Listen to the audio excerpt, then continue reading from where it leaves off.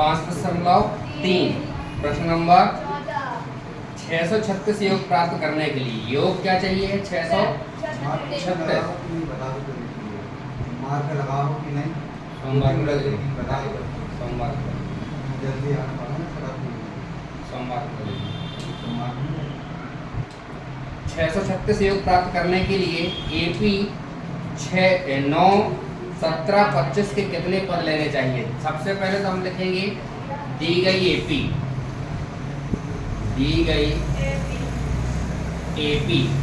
AP क्या दी गई है? 9 17 25 ... ठीक है। SN भी दिया है हमको, SN कितना दिया है? 636। इतना योग प्राप्त करना है। तो इस AP के कितने पद लेने होंगे? तो N बराबर कितने पद, मतलब वो पदों की संख्या। N बराबर क्या रहेगा? 11। ठीक है। सबसे पहले यहाँ पर प्रथम पद क्या है आपका? A1 बराबर कितना है? 9। A2 बराबर कितना है? 17। ठीक है। तब क्या निकालोगे? सार्वांतर। क्या निकालोगे? सार्वांतर D बराबर, ठीक है, क्या आ जाएगा? A2 minus A1। D बराबर A2 का मान कितना है? माइनस कितना बचेगा? 8। सार्वांतर प्राप्त हुआ हमको 8। अब सूत्र लगा लेंगे। अब सूत्र से सूत्र क्या होगा? SN बराबर N/2 2A1 plus N-1 into होता है सूत्र फर्स्ट वाला, कल लिखवाए थे। तो SN कितना दिया है? देखो 636 बराबर N/2, N का मान ज्ञात करना है। इसके बाद क्या है? 2। A1 कितना है? 9 धन N-1, N का मान तो ज्ञात करना है। D कितना निकला है? 8। यहाँ पर देखो 636 N/2 9 दूनी कितना हो जाएगा? 18 धन N-1 और क्या जाएगा? 8। अब देखो 636 बराबर यहाँ पर क्या कर सकते हैं? इस 2 का यहाँ गुणा, गुणित कितना? 2 बराबर कितना बचेगा? N कोष्टक में क्या जाएगा? 18 धन N-1 इंटू क्या जाएगा? 8। अब यहाँ पर गुणा करना 2 का, 2 6 12 की 2 बचा 1, 2 तिया 6 और 1 2 6 12 बराबर। अब N का भी अंदर गुणा कर दें या पहले रुक जाओ? 18 लिखो प्लस 8 का इसमें क्या कर दें? गुणा। क्या जाएगा? 8 का N होगा तो 8N माइनस कितना आ जाएगा? 8। ठीक है। 12 72 बराबर यहाँ पर N देखो 18 में से 8 घट जाएंगे, कितना बचेगा? धन कितना?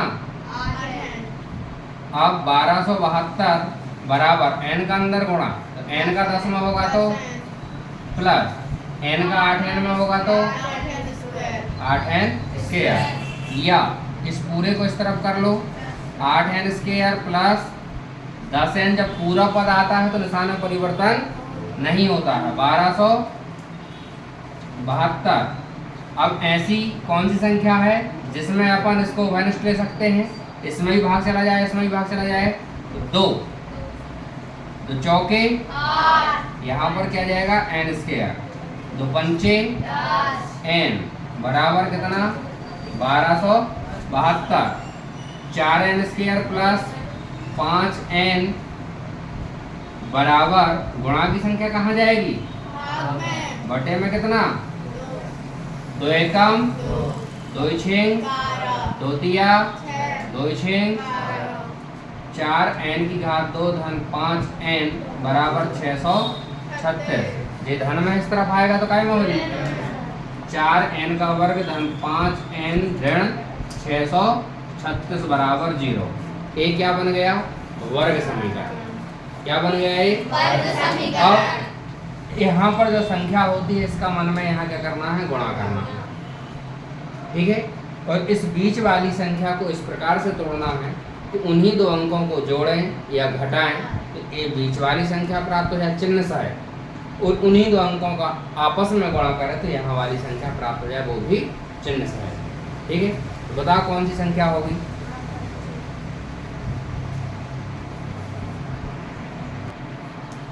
तो वो दो संख्या कौन सी हैं? 53, 48। अब आगे पीछे लिख सकते हैं हम, चाहे 53 को पहले लिख दें चाहे 48 को पहले लिख दें। क्या जाएगा? 4n की घात 2 ऋण 53n ऋण 48n माइनस 636 बराबर कितना? 0। अब देखो हम 53 में से 48 घटाएंगे, मतलब एक ऋण में चाहिए और एक कई में चाहिए धन में। तो अभी दोनों ऋण में लिखी हैं, हम धन में किसको लिखेंगे ऋण में किसको लिखेंगे वो पता चलेगा यहाँ से। हमें यहाँ कौन सा चिन्ह लाना है? धन का। एक धन एक ऋण घटेगी, लेकिन चिन्ह कौन सी संख्या कहता है? तो बड़ी संख्या में क्या चिन्ह चाहिए हमको? धन। तो बड़ी संख्या में क्या लगा दोगे? धन। ठीक है। अब यहाँ पर 4n की घात 2 धन 53n, एक कोष्टक में ऋण हमारे द्वारा क्या हुआ? कोष्टक के बाहर। तो क्या जाएगा? 48n ऋण का क्या हो जाएगा? धन 600 बराबर कितना? 0। इन दोनों से कॉमन क्या निकल रहा है? n। अंदर क्या बचेगा? 4n प्लस 53 माइनस इन दोनों से क्या निकलेगा? इन दोनों से कॉमन क्या है? ऐसी संख्या जिसका भाग इसमें भी जाए और इसमें भी जाए। 12 चौके 48 है तो प्लस 12 का भाग किस में देना है? 636 में। कितने बार जाएगा? 53 बार बराबर कितना? 0। ठीक है। अब यहाँ पर कर लें अपन इसको, क्या आ जाएगा आपका? ये दोनों कोष्टक एक जैसे आ गए तो उनको पूरे से उभयनिष्ठ लेते हैं, अर्थात क्या लिख देंगे? 4n धन 53। दूसरे कोष्टक में जो बाहर लिखा है क्या जाएगा?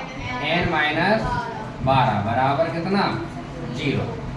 एक बार इसके बराबर 0, एक बार इसके बराबर 0। तो यहाँ पर क्या जाएगा?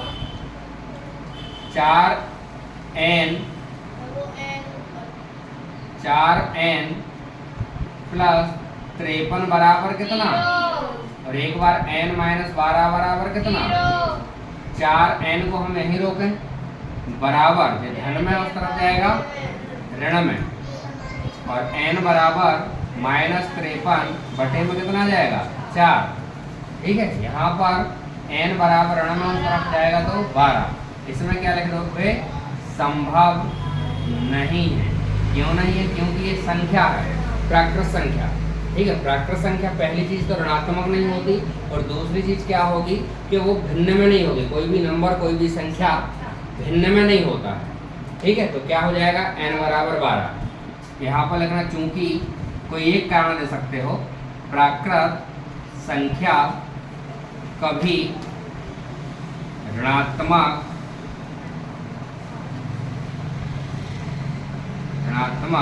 नहीं होती। ये भी लिख सकते हो कभी भिन्न में नहीं होती है। ठीक है। इसलिए क्या लेंगे हम? n बराबर 12। ठीक है। यही आपका क्या है? आंसर बन जाएगा। इसमें क्या निकालना था हमको? n का मान। क्लियर? कोई प्रॉब्लम?